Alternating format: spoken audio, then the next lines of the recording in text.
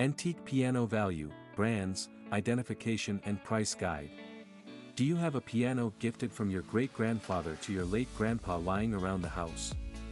Well, if that's a yes, or you happen to have any piano from the 1900s, you have a goldmine under possession. The exact and actual value of your antique piano depends on its brand, type, condition, and a few other factors. But generally, antique pianos sell for $2,500 or more. If you have a 100+ years old piano that's maintained well, it could even be worth $5,000 or more. In this antique piano value guide, we'll share everything you need to know to rightfully weigh the value of an antique piano. Whether you're buying one or selling, you'll find the details enclosed in this post super useful. Let's get started. Types of antique piano. Generally, we determine the type of piano by its construction and style. Grand pianos, upright pianos, electric pianos, hybrid pianos. All four of these differ from one another in terms of size, sound production, tonal color, and sonic performance. You can explore these differences in complete detail here in this guide about all 11 types of pianos, uses, features, and more. Similar to the present-day division, there were four key types of pianos produced back in the 1800s and 1900s. Square grand pianos, discontinued. Introduced in the mid-18th century, square grand pianos were huge musical instruments usually found in music-loving homes. Since these were large, they were difficult to move and maintain. However, they were popular in the old times because of the ongoing trends, aesthetics, and impressive sound production. Its large size and consequent heavy pricing became a con for the musical instrument. And soon, it got overpowered by other compact and economical pianos types, such as grand pianos. Not many companies manufacture square grand pianos today. And they are also difficult to restore because there are rarely any piano tuners who know how to fix these. For that very reason, square grand pianos are the most antique pianos, but they do not hold much monetary value. Most of them do not produce any fine tunes anymore. Grand pianos. Grand pianos have different engineering and sound producing mechanisms. The majority of the most expensive antique pianos today are of this type. And that's primarily because you can still find companies producing grand pianos. Hence, the older variants can still be fixed and restored. The three common types of grand pianos, in old and new variants, are as follows. Baby grand piano, 5 feet/1. Parlor grand piano, 7 feet/2. Concert grand piano, 10 feet/3 m. Upright pianos. Upright pianos are the ones you can fit in the corner of your house. They have a cuboidal structure. In comparison to grand pianos, upright pianos are compact and less expensive. For that very reason, they are most popular amongst students and improving learners. These pianos do not have an impressive dynamic range like grand pianos, meaning their loudness and softness is much limited. Since upright pianos are not as loud as grand pianos and they emit sound from the back, they are not suited for professional use. Plus, when placed against a wall, it lowers the volume of overall sound produced even further. With that said, the first ever upright piano was not welcomed by many because of its poor sound production and odd engineering. It was introduced in the year 1800. However, by 1826, the upright piano had a much better reputation and demand in the market as antique upright piano brands worked hard to improve its performance. Owing to this rise in popularity, there are plentiful valuable antique upright pianos available today. Mirror pianos. A lot of people get confused when it comes to mirror pianos. And that's because mirror piano is a type of piano and a piano playing technique. The type of piano that we recognize as mirror piano looks like this. It is the same as an upright piano but with a mirror panel at the top. The mirror part of the piano increases its value by a few $100s but not much. This unique variant emerged during World War II and gained much popularity because of its aesthetics. As for the mirror piano playing technique, we suggest you watch the video What is a Mirror Piano? To learn more about it. Identifying the serial numbers of antique piano. Be it an old piano or a new piano, it always comes with a serial number. The serial number is more like a birth certificate for the piano and the key to antique piano identification. It can help you figure out the following 3 things about your piano. Manufacturing year of the piano. Age of the piano. Production details, manufacturing company, manufacturing processes, etc. Usually, a piano's serial number has about 5 to 7 digits. There may be more or less than 5 to 7 digits, and the serial number may include alphabets. Piano's cast iron plate, left, right, or middle. Under the lid, extreme right or extreme left. Back of the piano, at the top. On newer pianos, these serial numbers may even be located on the keys or the hammers.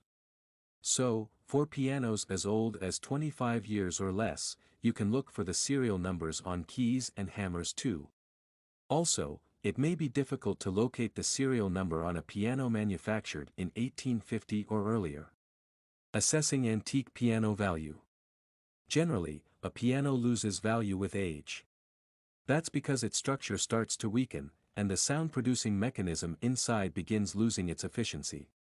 So, the older the piano, the lesser its monetary value will be.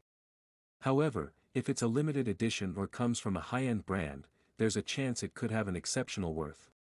There's also a way to increase the monetary value of an antique piano. It's called restoration. You'll have to spend a few bucks fixing its parts. But once done, you can sell it further for 5x your investments.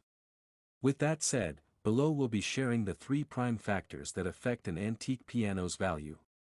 And further below, you'll find how you can maximize an antique piano's monetary worth. Age of antique piano. As mentioned earlier, older pianos are not worth much. But to truly understand this, you need to know how aging works in pianos. Cars aged 45 years or older are considered antiques. Along the same lines, Barbie dream houses aged 20 years or older are considered antiques. But when it comes to pianos, they have to be at least 100 years older to classify as antique. 50-year-old pianos classify as vintage or relatively modern. However, 100+ years old functional pianos are a rarity. Most of them have either lost their body or sound-producing capability. So, technically that means a truly antique piano has zero monetary value unless it is associated with a historical occurrence or personality. Or perhaps, it comes from a premium brand. For that very reason, you will see several sources referring to 40-year-old pianos as antique pianos. It doesn't make these pianos genuinely antique but helps with marketing the product. Type of piano. Above, we've shared a detailed breakdown of the types of antique pianos. It is noteworthy that a piano's type also impacts its price significantly. For example, a grand piano from 1880 to 1900 will have the following values based on its condition. Poor condition, $1. Good condition, $3. Restored, $28,000 to $55,000. On the contrary, an upright piano from 1880 to 1900 will cost as follows. Poor condition, $300 to $1,000. Good condition, $1. 6K, $6. Restored, $17,000 to $24,000. As you can see, there's a drastic difference between the prices even though both pianos belong to the same era. Brands of antique piano. The manufacturing brand of a piano determines its monetary value and market positioning. If the brand is established well, the piano could be worth thousands. On the flip side, a piano from an unknown brand could be worth a few hundred only. With that said, here's the list of most widely known antique piano brands. Broadwood, Erard, Chickering, Bosendorfer, Hallett and Davis, Marshall and Wendell, Vose and Sons, Bechstein, Becker, Nabe, Bluthner, Mason and Hamlin, Kimball, Story and Clark, Baldwin, Henry F. Everett, Bush and Gertz, Yamaha, Lester, Apollo, Bush and Lane, Cable Nelson, American. More brands manufactured and sold pianos during the 1800s, 1900s. But these were the most prominent names. Some of these old piano brands are still alive and operating today, while some have closed down.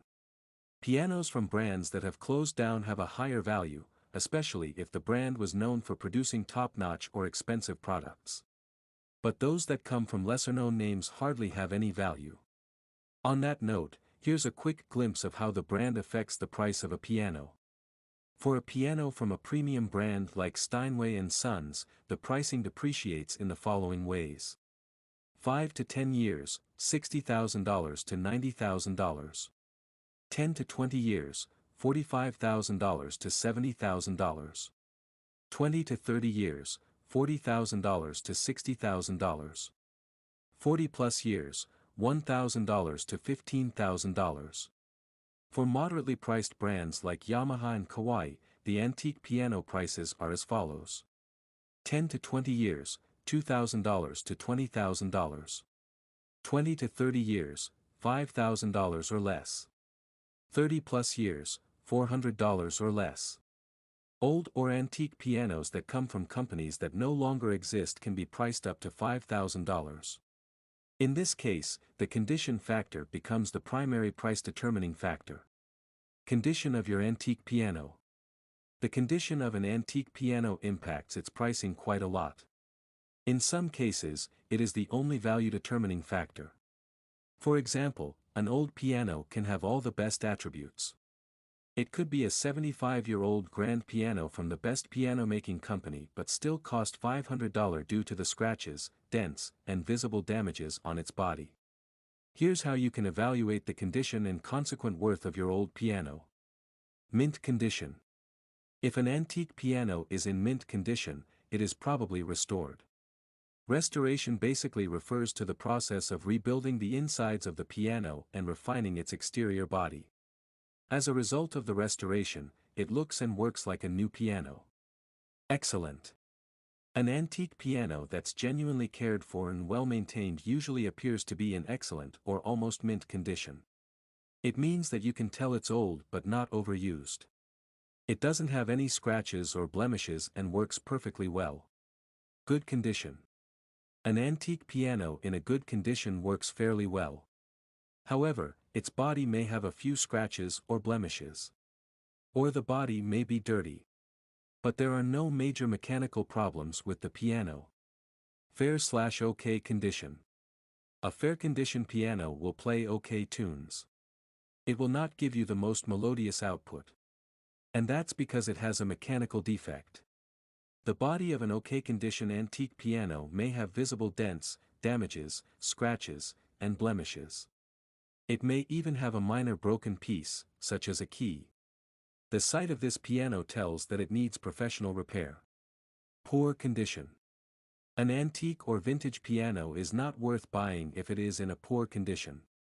Such a piano would fail to produce sound and the exterior would be in an awful condition. It's not a good idea to buy it even with the intent of restoration. That's because you'll have to invest heavy amounts. Takeaway. By the rule of thumb, an antique piano in mint condition possesses the highest possible value, while an antique piano in good or okay condition has a much depreciated value. Buying and selling antique piano. Now that you know all about antique piano value, let's talk about how you can practically implement your knowledge. Selling an antique piano. First, let's inspect the selling aspect of antique pianos. By far, selling an antique piano for a rightful price is a very tough job. Almost every buyer would want to put your piano down and win a deal that saves them some money. You can tackle this by choosing the right marketplace. Your goal is to make money with the antique piano. So, before you put your piano forward for sale, make sure you know its specifics. These specifics include the serial number, mechanical condition, external conditions, associated history, etc. The more information you have, the better. It will help you get a better price. Next, look for a marketplace that either specializes in antiques or has a massive demand for antiques. Some marketplaces that are all about buying and selling antique instruments are. Note that the antique piano shop is primarily a piano restoration shop. You can only sell your antique piano at this shop or with reference to this shop if you have availed of their restoration services. Similarly, there are marketplaces with a greater audience and high demand for the product.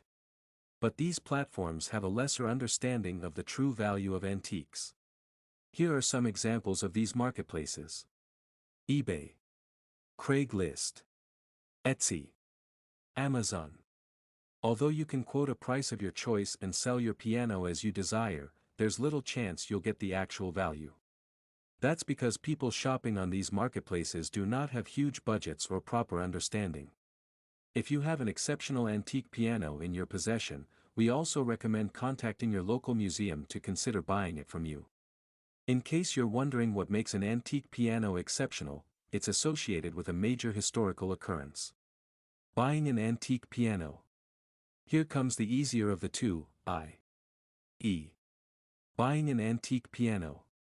If you're buying an antique piano to play it too, know that many issues of a used piano cannot be fixed. We recommend buying a piano that is less than 60 years old. Manufactured by a renowned and currently operating brand. Maintained well or restored. Most pianos are designed to last 60 years at best. Beyond this, the mechanics inside them lose their efficiency, and they are not capable of producing the best tunes. For a learner or passionate pianist, it's a bad deal. If you've to play this antique piano too, you should look for a model that's 30 years old or less. But if you're buying for aesthetics, buy an older one. It'll have the right looks and save you a bit of money. Moreover, there are plentiful platforms in the USA offering a wide range of vintage and antique pianos. Antique Piano Shop, Schmidt Music, Henderson Music, Piano Mart, Piano Emporium. Make sure you read the reviews about each seller and go through their return, refund, and exchange policy before you entrust them with the purchase. Again, you can buy from private individual sellers on eBay, Craigslist, Etsy, or Amazon. But it's not a good idea to do so. That's because they won't provide any guarantee for your purchase, and they will not agree to a refund or return. Plus, if you end up buying an okay condition piano at $100, you might end up spending about $4,000 more to get it working or make it presentable. Know that there's a 90% chance you will have to spend on pin block replacement as it wears out in older pianos. In comparison, a new piano will cost you only around $2,000. So, make wise decisions. Buy from proper and established antique shops or dedicated antique piano shops. Frequently asked questions. Is piano restoration worth it? Yes.